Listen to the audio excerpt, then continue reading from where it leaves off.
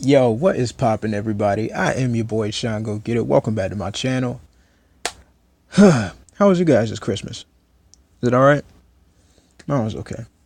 Anyway, this video is from All Time Tens, I believe. God damn it. Hold on. Okay.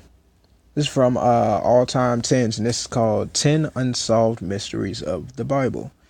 Now, I was asked to do this.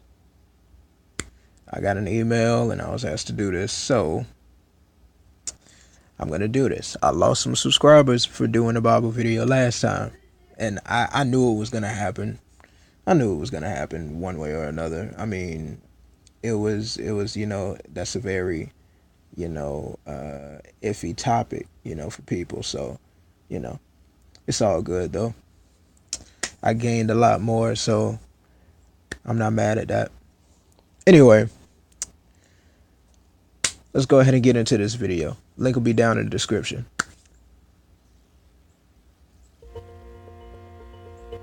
"10 Unsolved Mysteries of the Bible." Let's see what they talk about on here, because this seems like it's going to be a little more controversial than the last one. Was the Garden of Eden real? There is an intriguing theory amongst some biblical scholars that the Garden of Eden could have existed in real life, and it wasn't just a symbolic and mythological location. Right. Believers of this theory point to evidence within the creation story in Genesis that could be interpreted as situating the garden in or close to Ethiopia. I've read that. Genesis 2:13 refers to rivers flowing through Eden, including one called Gihon, which it describes as the same that compasseth all the land of Ethiopia. Adding fuel to this theory is the fact that paleontologists have concluded that Ethiopia was indeed a vastly significant site of human origin. And I've made that argument plenty of times. The human skeleton was discovered in Ethiopia in 2015. Yep. In the form of a 2.8 million year old jawbone. Mm-hmm.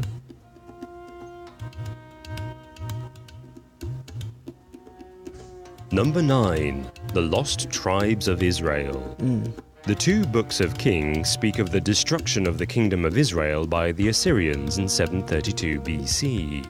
Following this, 10 Israelite tribes relocated to territories in former Mesopotamia, but since then have inexplicably disappeared from the pages of the Bible and history. A variety of communities have laid claim to being descended from these lost tribes, including the Igbo ethnicity in Nigeria, the Falasha Jews in Ethiopia, and the Mormons. Sadly, as DNA studies have been inconclusive, there is no way of validating any of these claims. However, some Christian and Jewish communities believe that when the tribes are found, it will represent the imminent coming of the Messiah.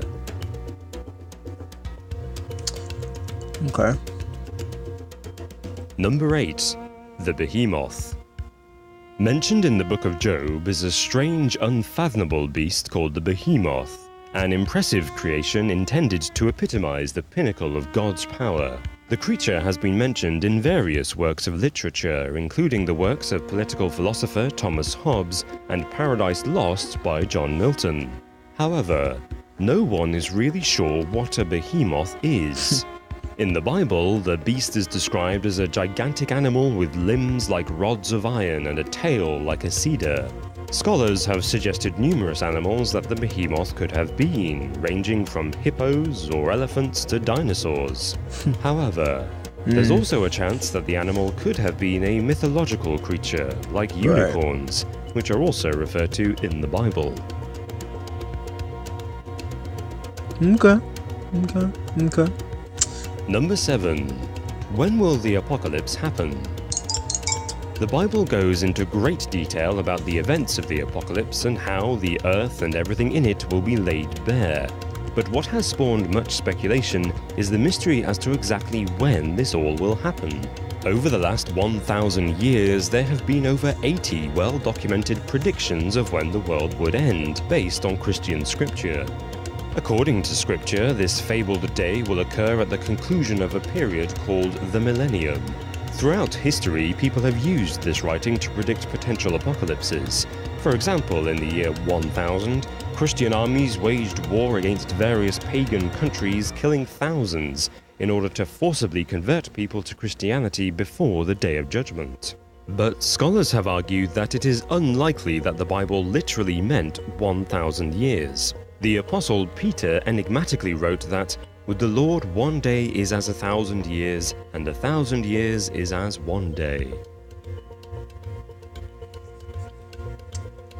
I remember Number 6. New Year's of 2000. When was New Year's Jesus of 2000. That was insane. Most theological historians Like, believe all that computers Jesus got, Christ like, did shut exist, off and everything. whether or It not was they kinda believe weird. he was the Son of God. There is therefore a large amount of scholarship focused on learning more about his life. This field is seriously complicated by the fact that it is a complete mystery as to when Jesus was born.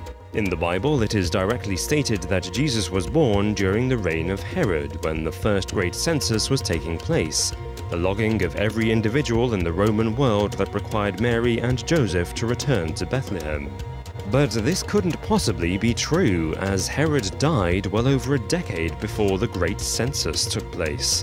Consequently, whilst we can assume that Christ was born somewhere around the beginning of the 1st century, it is impossible to work out exactly when. Historians also agree that it is highly unlikely that Jesus was born on the 25th of December. Yeah, I This learned date was about that. popularized as Christmas more than 300 Like- years after his death, potentially I to was like tie in 11 with the winter when I solstice found it out. festivities.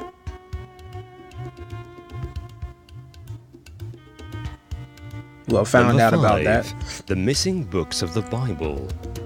At over 783,000 words and 1,189 chapters, the Bible is one of the longest texts ever written.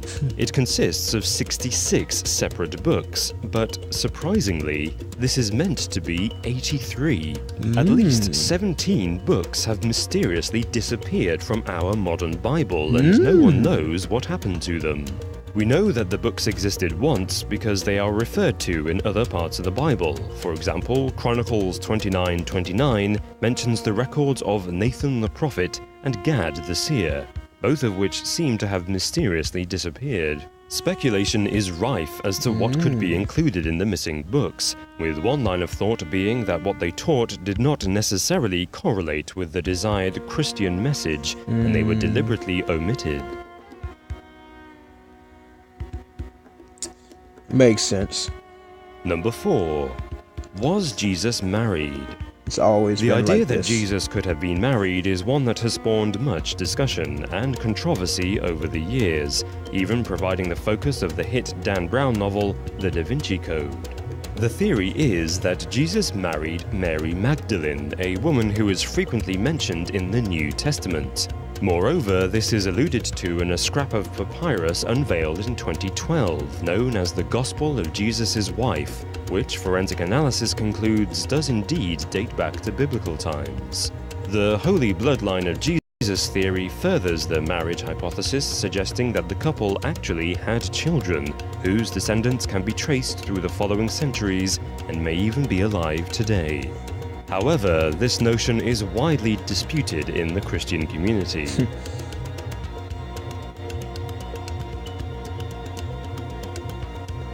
Number 3. Jesus' missing years.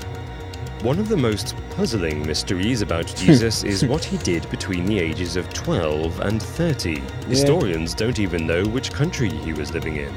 There are numerous theories about where Jesus could have lived. For example, it has been suggested that he lived in Kashmir in South Asia.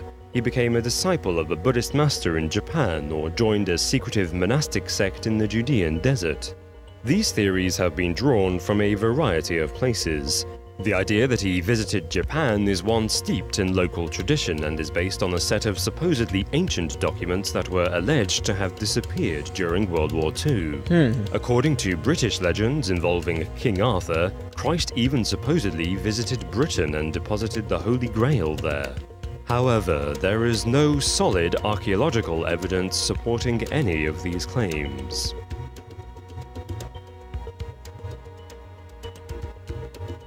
Wow. Number 2. The Lost Wealth of OFIR. Mentioned several times in Genesis, Job, Kings, and Isaiah, Ophir is a mysterious city famed for its wealth and splendor. The Bible describes it as a land of invaluable plenty, where gold, ivory, and precious stones were in abundance, and beautiful peacocks roamed its exquisite gardens. Archaeologists believe that Ophir was once a real location, as they have found fragments of 8th century pottery with inscriptions detailing the gold of Ophir. The question remains, however, as to where Ophir was located. The presence of peacocks suggests it could have been in India, the bird's native country. Yet large quantities of ivory points more to Africa, where the ivory trade was booming. It seems likely that, due to such conflicting and limited evidence, Ophir's location will never be revealed, nor will the answer as to why it disappeared and what happened to its myriad of treasures.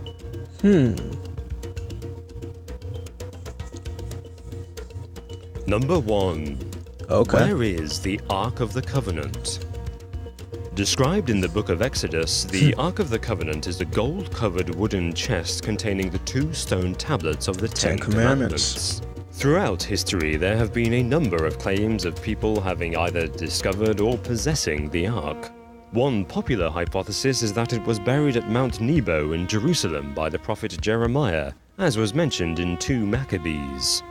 However, the Ethiopian Orthodox Church argues that it is currently keeping it under guard in their treasury, where no one but their monks can visit. The Lemba people of South Africa and Zimbabwe also lay claim to the Ark, saying that their ancestors carried it south, calling it the voice of God and hiding it deep in a cave in their spiritual home, the Dumge Mountains. But no one has ever been able to uncover it. That's hey guys, wild. hopefully you were intrigued by this video, and if you were, you might want to check out 10 fake documents that changed the world. Because you know what? Jesus doesn't look the way you think he looked, and it's all because of a fake document. So be sure to check that out, and we'll see you again next time. That was a pretty nice video. You know, it let me know a couple of things that I didn't know about. But comment down below what you guys thought. Anything that you find weird, like if you know any parts of the Bible that you feel like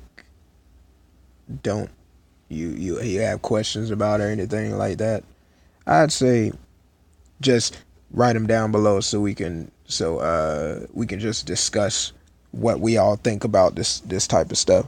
But if you didn't like this video, okay, it's understandable.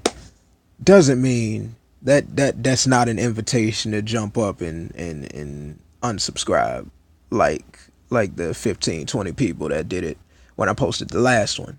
You feel me? But it's all good though. It's all good. Shout out to the people that stayed. You guys are loyal. You're smart. You're loyal. I like that. But on the real, like, thank you guys for sticking around and everything, even after a couple of controversial things. But yeah, if you're new to my channel, welcome. Sorry that this had to be your first video. Sorry this had to be the first video that introduced you to me. If you want to watch something else, I have plenty of other videos on this channel that you can check out. You dig? And don't forget to like, comment, share, subscribe. Also, don't forget to hit that notifications button so you won't be the last person to figure out that I posted something new. You dig? And like I always tell you guys, get up, get out, and go get it. And I'm out.